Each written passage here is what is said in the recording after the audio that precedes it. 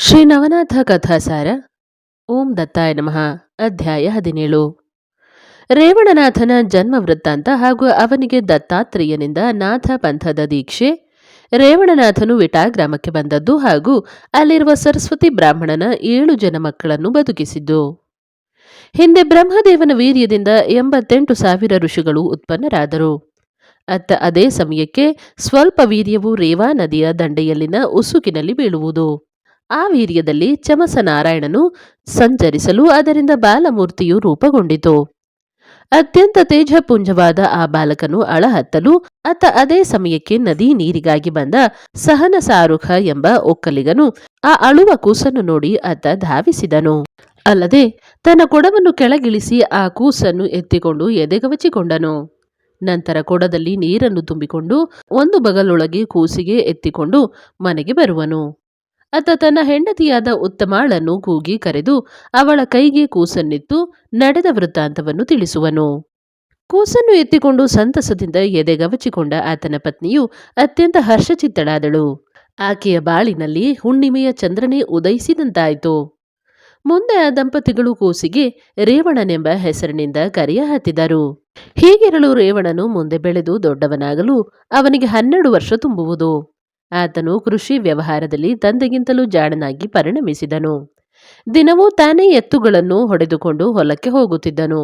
ಹೀಗೆ ಒಂದು ದಿನ ಅವನು ಆ ಎತ್ತುಗಳ ಹಿಂದೆ ಹಿಂದೆ ಹೋಗುತ್ತಿದ್ದಾಗ ಅವನಿಗೆ ಅತ್ರಿನಂದನನಾದ ದತ್ತಾತ್ರೇಯನ ದರ್ಶನವಾಗುವುದು.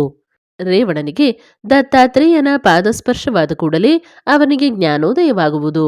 ಅಲ್ಲದೆ ಅವನಿಗೆ ತನ್ನ ಹಿಂದಿನ ಜನ್ಮದ ಸ್ಮರಣೆಯುಂಟಾಗಿ ತಾನು ನವನಾರಾಯಣರಲ್ಲೊಬ್ಬನಾದ ಚಮಸನಾರಾಯಣನ ಅವತಾರಿಕನು ಎಂಬುದು ಗೋಚರಿಸಿತು.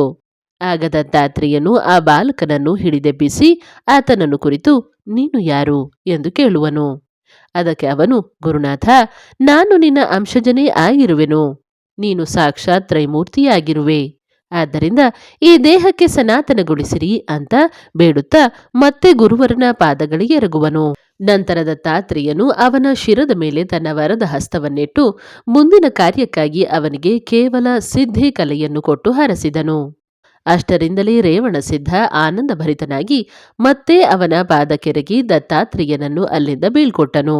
ಹೀಗೆ ರೇವಣಸಿದ್ಧನು ಎಂದಿನಂತೆ ತನ್ನ ಹೊಲದಲ್ಲಿ ಗಳೆ ಹೊಡೆದನು. ಸಾಯಂಕಾಲ 6 ಅಂದರೆ ಗಳೆ ಹೊಡೆಯುವುದನ್ನು ನಿಲ್ಲಿಸಿ ಎತ್ತಿಗೆ ಕಟ್ಟಿದ ಹಗ್ಗ ಜತ್ತಿಗೆಯನ್ನು ಬಿಚ್ಚಿದನು. ಅವನಿಗೆ ಅತ್ರಿನಂದನನು ನೀಡಿದ ವರವು ನೆನಪಾಗಿ ಪರೀಕ್ಷಾರ್ಥಕ್ಕೆಂದು ಆ ಮಂತ್ರವನ್ನು ಸ್ತುತಿಸುತ್ತಾ ಸಿದ್ಧಿಯನ್ನು ನೆನೆದನು. ತತ್ಕ್ಷಣವೇ ಅವನಿಗೆ ಸಿದ್ಧಿಯು ಪ್ರಕಟವಾಗಲು ನೀನು ಯಾರು ಎಂದು ಕೇಳುವನು. ಆಗ ಆ ಸಿದ್ಧಿಯು ನಾನು ಮಹಿಮಾ ಸಿದ್ಧಿ ಎಂದು ಹೇಳಿತು. ನಂತರ ರೇವಣಸಿದ್ಧನು ಆ ಸಿದ್ಧಿಯನ್ನು ಕುರಿತು, ಹೇ ಸಿದ್ಧಿಯೇ, ನೀನು ನಿಜವಾಗಿಯೂ ಸಿದ್ಧಿಯೇ ಆಗಿದ್ದರೆ ಆ ಧಾನ್ಯ ರಾಶಿಯನ್ನು ಬಂಗಾರವಾಗಿ ತೋರಿಸು ಎನ್ನುವನು. ಅದಕ್ಕೆ ಆ ಸಿದ್ಧಿಯು ತತ್ಕ್ಷಣವೇ ಆ ಧಾನ್ಯವನ್ನೆಲ್ಲವೂ ಬಂಗಾರದ ರಾಶಿಯನ್ನಾಗಿ ಮಾರ್ಪಡಿಸಿದಳು. ಅದನ್ನು ಕಂಡ ರೇವಣನಾಥನು, ಅಮ್ಮ, ಇನ್ನು ಮುಂದೆ ನೀನು ನನ್ನ ಹತ್ತಿರವೇ ಇರುವವಳಾಗಿ ನನ್ನ ರಕ್ಷಣೆ ಮಾಡು ಎಂದು ನುಡಿಯಲು ಅದಕ್ಕೆ ಅವಳು ಒಪ್ಪಿದಳು. ಅಲ್ಲದೆ ಆ ಚಿನ್ನದ ರಾಶಿಯನ್ನು ಅದೃಶ್ಯಗೊಳಿಸಿ ತಾನು ಕೂಡ ಅದೃಶ್ಯಳಾದಳು. ಇತ್ತ ರೇವಣನಾಥನು ಈಗ ನಾನೇಕೆ ವೃದ್ಧ ಹೈರಾಣಾಗಬೇಕು ಎಂದು ಚಿಂತಿಸಿ ಮಾರನೇ ದಿನದಿಂದ ಹೊಲಕ್ಕೆ ಹೋಗುವುದನ್ನು ನಿಲ್ಲಿಸಿದನು. ಮಗನು ಹೊಲಕ್ಕೆ ಹೋಗದಿದ್ದುದನ್ನು ಕಂಡು, ಮಗನೇ, ಹೊಲಕ್ಕೆ ಹೋಗದೆ ಮನೆಯಲ್ಲಿಯೇ ಇರುವೆಯಲ್ಲ, ಕಾರಣವೇನು ಎಂದು ಕೇಳುವನು. ಅದಕ್ಕೆ ಅವನು, ಹೇ ತಂದೆಯೇ, ಮನೆಯೆಲ್ಲವೂ ಚಿನ್ನದಿಂದ ಕೂಡಿದೆ, ಬೇಕಾದರೆ ಹೋಗಿ ನೋಡೆಂದನು. ತಂದೆಯು ಮನೆಯಲ್ಲಿ ಹೋಗಿ ನೋಡಲು ಮನೆಯಲ್ಲಿರುವ ಎಲ್ಲ ವಸ್ತುಗಳ ಸಹಿತವಾಗಿ ದವಸ ಧಾನ್ಯಗಳು ಸುವರ್ಣಮಯವಾದದ್ದನ್ನು ಕಂಡು ನನ್ನ ಮಗನು ಅವತಾರಿ ಪುರುಷನೇ ಆಗಿರುವನೆಂದು ಬಗೆದು ಮಗನ ಗುಣಗಾನ ಮಾಡಹತ್ತಿದನು. ಬರಬರುತ್ತಾ ರೇವಣಸಿದ್ಧನ ಹೆಸರು ವ್ಯಾಪಕವಾಗತೊಡಗಿತು. ಪ್ರತಿನಿತ್ಯ ಸಾವಿರಾರು ಜನರು ರೇವಣಸಿದ್ಧನಲ್ಲಿ ಬಂದು ಅವರವರ ಇಷ್ಟಾರ್ಥಗಳನ್ನು ಪೂರೈಸಿಕೊಳ್ಳುತ್ತಿದ್ದರು. ಮುಂದೆ ದೇಶ ವಿದೇಶಗಳಲ್ಲಿ ರೇವಣಸಿದ್ಧನ ಹೆಸರು ಪಸರಿಸತೊಡಗಿತು. ಹೀಗಿರಲು ಮಚ್ಚೇಂದ್ರನಾಥನು ತೀರ್ಥಾಟನೆ ಮಾಡುತ್ತಾ ಅಚಾನಕ್ಕಾಗಿ ಒಂದು ದಿನ ರೇವಣಸಿದ್ಧನಿರುವ ಬುಂದೇಲ ಗ್ರಾಮಕ್ಕೆ ಬರುವನು. ಆ ಗ್ರಾಮವನ್ನು ಪ್ರವೇಶಿಸುತ್ತಿದ್ದಂತೆ ಗ್ರಾಮಸ್ಥರು ಮಚ್ಚೇಂದ್ರನನ್ನು ಕುರಿತು, ಮಹಾನುಭಾವರೇ, ಊಟಕ್ಕೆ ರೇವಣಸಿದ್ಧನಲ್ಲಿಗೆ ಹೋಗಲು ತಿಳಿಸಿದರು. ಇದನ್ನು ಕೇಳಿದ ಮಚ್ಚೇಂದ್ರನು ಸುಮ್ಮನೆ ಕುಳಿತಿರಲು ಅವನಲ್ಲಿಗೆ ಪಕ್ಷಿ ಸಂಕುಲವು ಬರುವುದು. ಅವಕ್ಕೆಲ್ಲ ಅವನು ಇಚ್ಛಾ ಭೋಜನವನ್ನು ಬಡಿಸಿ ಕಳುಹಿಸುತ್ತಿದ್ದನು. ನಂತರ ಅವನಲ್ಲಿಗೆ ಹುಲಿ ಸಿಂಹಗಳಂತಹ ಪ್ರಾಣಿಗಳು ಬರಲು ಅವುಗಳಿಗೂ ಇಚ್ಛಾ ಭೋಜನವನ್ನು ನೀಡಿ ಅವುಗಳ ತಲೆಯ ಮೇಲೆ ಕೈಯಾಡಿಸಿ ಕಳುಹಿಸುವನು. ಈ ದೃಶ್ಯವನ್ನು ಕಂಡ ಗ್ರಾಮಸ್ಥರು ರೇವಣಸಿದ್ಧನಲ್ಲಿಗೆ ಹೋಗಿ ತಿಳಿಸುವರು. ಆಗ ರೇವಣಸಿದ್ಧನು ಯಾರೋ ಮಹಾಪುರುಷರಿರಬಹುದೆಂದರಿತು ತಾನೇ ಅವರಲ್ಲಿಗೆ ನಡೆದನು. ಅತ್ತ ರೇವಣಸಿದ್ಧನು ತನ್ನಲ್ಲಿಗೆ ಬರುವುದನ್ನರಿತ ಮಚ್ಛೇಂದ್ರನಾಥನು ಮತ್ತೆ ಪಶುಪಕ್ಷಿ ಸಮೂಹವನ್ನು ಆಹ್ವಾನಿಸಲು ಅವುಗಳು ಬಂದು ಮಚ್ಛೇಂದ್ರನ ಭುಜದ ಮೇಲೆ ಹಾಗೂ ತಲೆಯ ಮೇಲೆ ಕೂರುವುದು. ಹುಲಿ ಸಿಂಹಗಳು ಅವನ ಪಾದದ ಬಳಿಯಲ್ಲಿ ಕುಳಿತಿರುವುವು. ಈ ದೃಶ್ಯವನ್ನು ಕಂಡ ರೇವಣಸಿದ್ಧನು ವಿಸ್ಮಯಗೊಂಡು ತಕ್ಷಣವೇ ಮನೆಗೆ ವಾಪಸ್ಸಾಗಿ ಮತ್ತೆ ಸಿದ್ಧಿಯನ್ನು ಪ್ರಕಟಗೊಳಿಸಿಕೊಂಡು, ಅಮ್ಮ, ಇಂದಿನಿಂದ ಪಕ್ಷಿ ಪ್ರಾಣಿ ಸಂಕುಲವನ್ನು ಕೂಡ ತೃಪ್ತಿಪಡಿಸುವವಳಾಗು ಎಂದು ನುಡಿಯುವನು. ಅದಕ್ಕೆ ಅವಳು, ಹೇ ರೇವಣಸಿದ್ಧನೇ, ಬ್ರಹ್ಮನಿಷ್ಠರ ಹೊರತು ಆ ಕಾರ್ಯವು ಅನ್ಯರಿಗೆ ಸಾಧ್ಯವಾಗದು ಎಂದು ನುಡಿಯುವಳು. ಅದಕ್ಕೆ ರೇವಣಸಿದ್ಧನು, ಅಮ್ಮ, ಹಾಗಾದರೆ ನನಗೆ ಬ್ರಹ್ಮಜ್ಞಾನಿಯನ್ನಾಗಿ ಮಾಡಿಬಿಡು ಎಂದು ಹೇಳುವನು. ಆಗ ಆ ಸಿದ್ಧಿಯು ಅವನನ್ನು ಕುರಿತು, ಇದನ್ನು ದೊರಕಿಸಲು ಸರ್ವ ಸಮರ್ಥನಾದ ದತ್ತಾತ್ರೇಯನಿಂದ ಮಾತ್ರ ಸಾಧ್ಯವಾಗುವುದು ಎಂದು ಹೇಳಿ ಅಲ್ಲಿಯೇ ಅದೃಶ್ಯಳಾಗುವಳು. ಇತ್ತ ರೇವಣಸಿದ್ಧನು ವಿಚಲಿತನಾಗಿ ಸರ್ವಸಂಗ ಪರಿತ್ಯಾಗ ಮಾಡಿದನು. ಅಲ್ಲದೆ ಅದೇ ದಿನ ಘೋರ ಅರಣ್ಯವನ್ನು ಪ್ರವೇಶಿಸಿ ದತ್ತ ಸ್ತುತಿ ಮಾಡುತ್ತಾ ಸಂಚರಿಸ ಹತ್ತಿದನು. ಅನ್ನ ನೀರಿಲ್ಲದೆ ಇವನ ದೇಹವು ಸುಕ್ಕುಗಟ್ಟಿತು.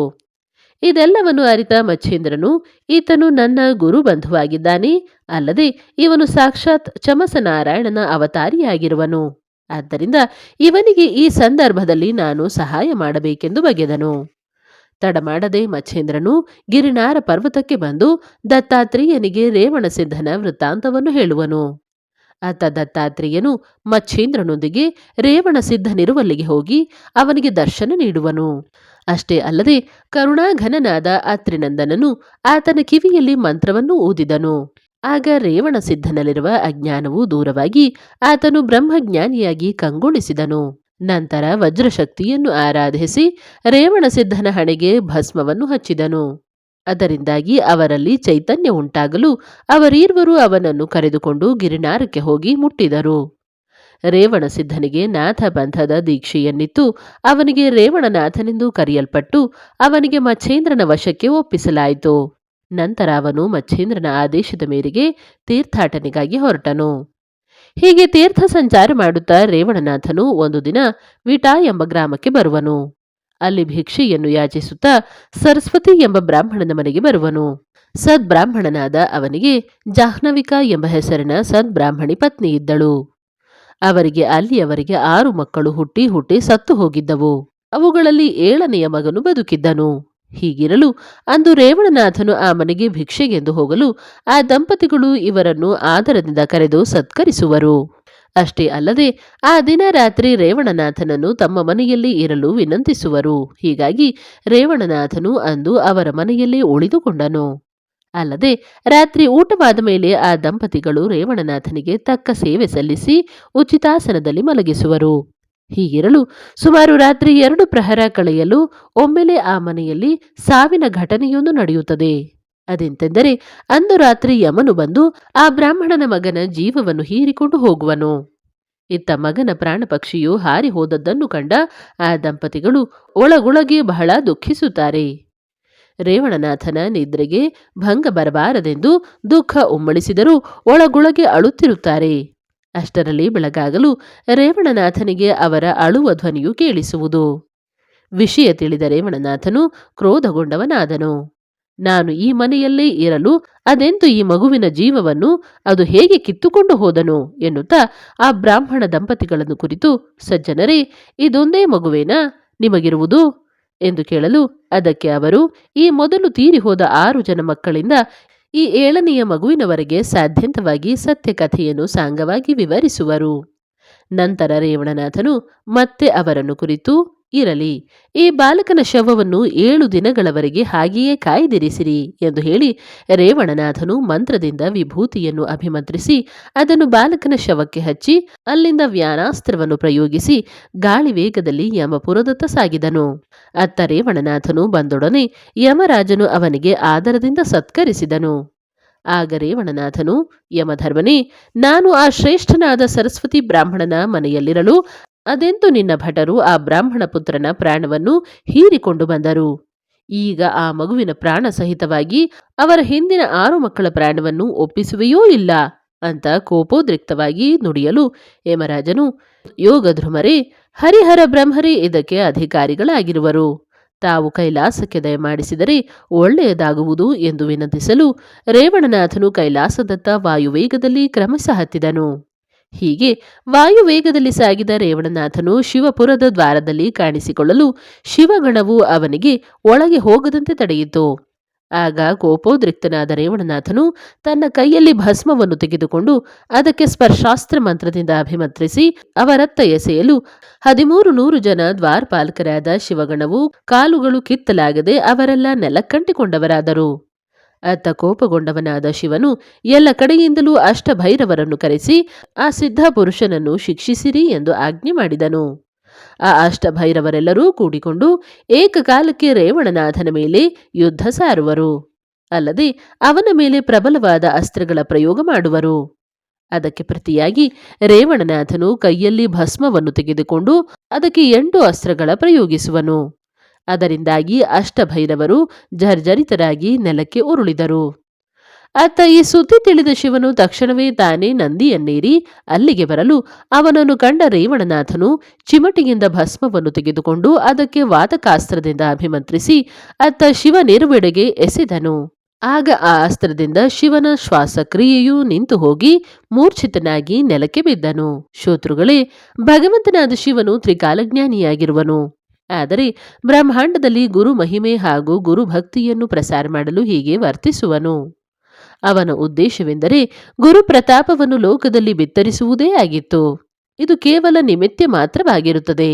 ಅತ್ತ ಶಿವನ ಗತಿಯನ್ನು ಅರಿತ ನಾರಾಯಣನು ತಕ್ಷಣವೇ ಅಲ್ಲಿಗೆ ಧಾವಿಸಿ ಬಂದು ರೇವಣನಾಥನಿಗೆ ಸಮಾಧಾನ ಪಡಿಸುತ್ತಾ, ಮಗು, ಯಾವ ಕಾರಣ ನಿಮಿತ್ತ ಹೀಗೆ ಕೋಪೋದ್ರಿಕ್ತನಾದೆ ಎಂದು ಕೇಳಲು ಅದಕ್ಕೆ ರೇವಣನಾಥನು ನಡೆದ ಸಂಗತಿಯೆಲ್ಲವನ್ನೂ ಸಾರಾಸಾರವಾಗಿ ವಿವರಿಸಿದನು. ಆಗ ನಾರಾಯಣನು, ವತ್ಸ, ಆ 7 ಬಾಲಕರ ಜೀವವೆಲ್ಲವೂ ನಿನಗೆ ಒಪ್ಪಿಸುವೆನು ಎಂದು ಅವನ ಕೈ ಮೇಲೆ ಕೈ ಇಟ್ಟು ಹೇಳಲು ರೇವಣನಾಥನು ವಾತ ಪ್ರೇರಕಾಸ್ತ್ರದಿಂದ ಶಿವನನ್ನು ಸಾವಧಾನಗೊಳಿಸುವನು. ನಂತರ ವಿಭಕಾಸ್ತ್ರವನ್ನು ಪಠಿಸಿ ಭಸ್ಮವನ್ನು ಅತ್ತ ಶಿವಗಣ ಹಾಗೂ ಅಷ್ಟಭೈರವರ ಮೇಲೆ ಎರಚಲು ಅವರೆಲ್ಲರೂ ಚೈತನ್ಯಗೊಂಡವರಾಗಿ ಏಳುವರು. ನಂತರ ಶ್ರೀಮನ್ನಾರಾಯಣನು ಆ 7 ಜನ ಬಾಲಕರ ಪ್ರಾಣವನ್ನು ರೇವಣನಾಥನಿಗೆ ಒಪ್ಪಿಸಿ ಎಲ್ಲರೂ ತಮ್ಮ ತಮ್ಮ ಸ್ಥಾನಗಳಿಗೆ ಹೋದರು. ಇತ್ತ ರೇವಣನಾಥನು ವೀಟಾ ಗ್ರಾಮಕ್ಕೆ ಬಂದು ಸರಸ್ವತಿ ಬ್ರಾಹ್ಮಣನ ಮನೆಗೆ ಬರುವನು. ಅಲ್ಲದೆ ಆ ಬ್ರಾಹ್ಮಣನ ಹೆಂಡತಿಯನ್ನು ಕರೆದು ತನ್ನ ಮಗನ ಶವವನ್ನು ಕುಟ್ಟಿ ಅದರಲ್ಲಿ ಸಮವಾಗಿ 7 ಭಾಗಗಳನ್ನಾಗಿ ಮಾಡಲು ಹೇಳುವನು. ಅದಕ್ಕೆ ಆಕೆಯು ಹಾಗೆಯೇ ಮಾಡುವಳು. ನಂತರ ರೇವಣನಾಥನು ಅದಕ್ಕೆ ಸಂಜೀವಿನಿ ಮಂತ್ರದಿಂದ ಭಸ್ಮವನ್ನು ಅರ್ಪಿಸಲು ಅವು ಸಜೀವಗೊಳ್ಳುವುವು.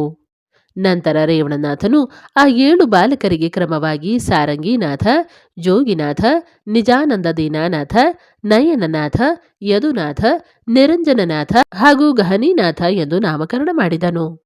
ಮುಂದೆ ಆ 7 ಜನ ಮಕ್ಕಳು ಬೆಳೆದು ಕೀರ್ತಿವಂತರಾಗಿ ಲೋಕದಲ್ಲಿ ವಿಖ್ಯಾತರಾಗುವರು.